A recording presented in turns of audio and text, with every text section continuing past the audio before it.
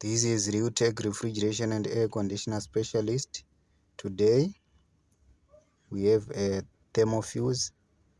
This fuse is for the heat element. You see, this heat element is for the Samsung fridge. So we just want to make sure this fuse is good. You can test it using a multimeter. Okay, let's turn on multimeter.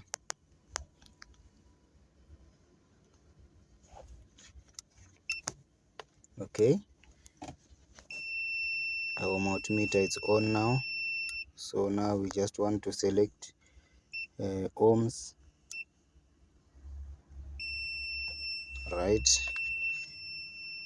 you can hear it makes a beeping sound, so it tells us this fuse is good.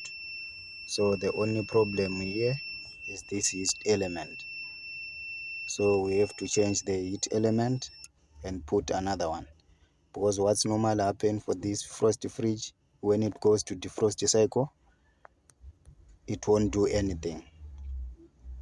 There was a ice build up on the fridge. Reason is this element is defective. So